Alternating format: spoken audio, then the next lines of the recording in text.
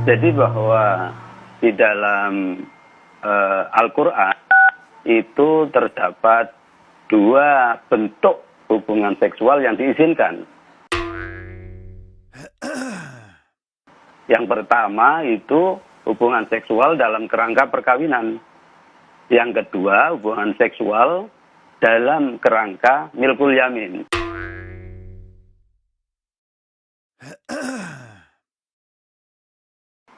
Jadi mudahnya begini, seorang laki-laki dapat berhubungan seksual dengan istri-istrinya, di sisi lain dapat berhubungan seksual dengan milkul yamin.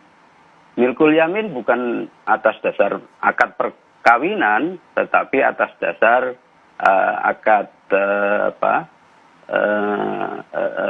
ihsan atau komitmen untuk berhubungan seksual. Nah, ini ada di dalam surat Al-Mu'minun misalnya ayat 6 itu dikatakan illa ala azwajihim aw ma malakat aymanuhum.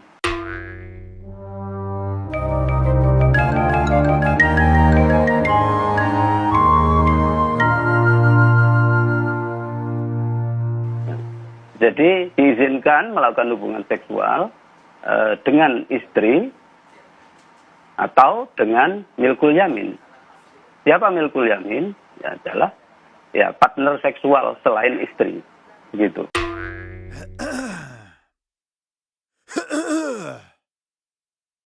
Itu syarat-syaratnya apa saja yang diperbolehkan begitu?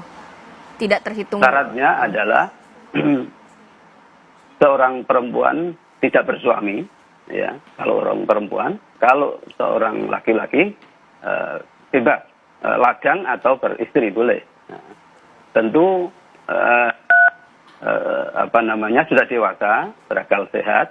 Nah, kemudian tidak dilakukan secara zina. Zina di sini yang dimaksud oleh Syahrul adalah hubungan seksual secara terbuka atau eksibisionis. Sementara di tempat tertutup atau eksklusif adalah halal, ya boleh.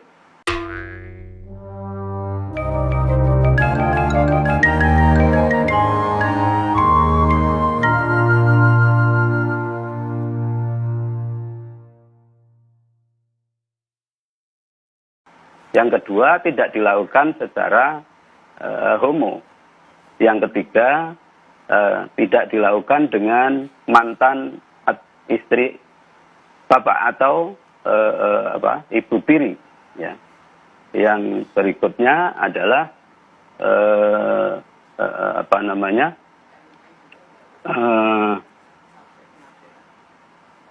hubungan darah.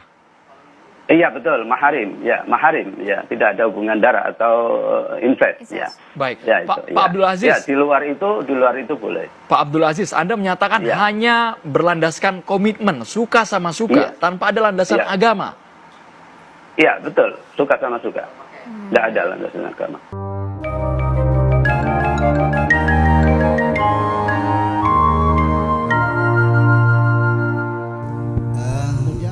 Sebelum saya mengurai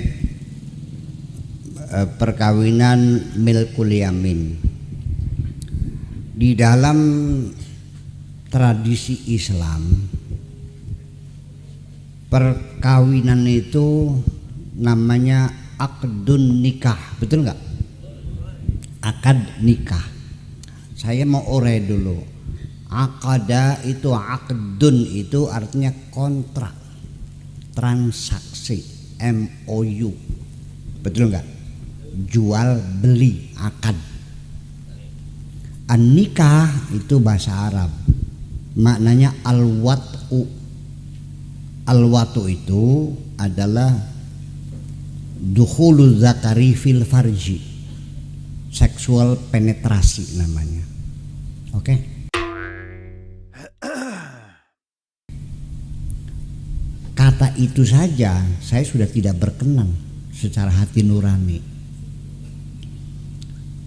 Masa kita hidup ingin mencari seorang teman sejati seumur hidup, ingin berbagi kebahagiaan dengan kontrak sanggama, betul nggak?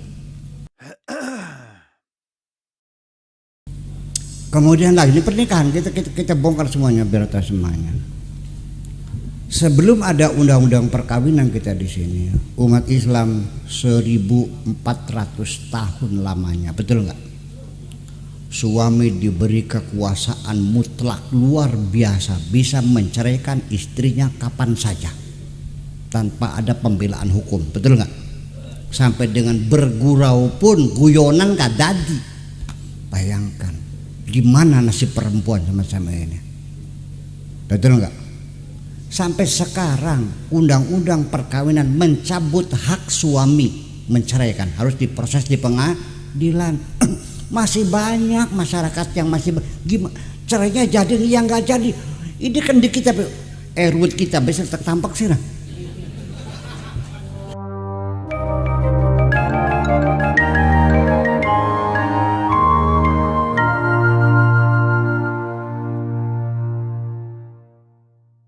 Dulu Islam membolehkan kawin anak-anak dikawinkan sah. 4-5 tahun, 9 tahun dikawinkan sah. Kita cabut, kita batasi. Ini manusia bukan binatang. Ya kan? Kawin paksa dulu 1400 tahun diperbolehkan kawin paksa asal perawan dan walinya wali mujbir, bapak kandung. Itu suka tidak suka dianggapnya sah. Bayangkan gimana nasib umat Islam. Kita bikin undang-undang perkawinan di sini. Itu pun di demo besar-besaran kok. Maunya apa sebetulnya ini? Ini persoalannya. Jadi orang tuh kalau sudah namanya isu agama itu sepertinya seperti kayak wis yakin majeng surga kah? Ini budaya. Paham nggak? Ini budaya. Nah jadi itu disertasi doktor di apa? Sunan Kalijaga. Ini isu itu sudah lama sebetulnya. Sejak mulai tahun 71 saya di Irak juga sudah muncul ide semacam itu. Ya.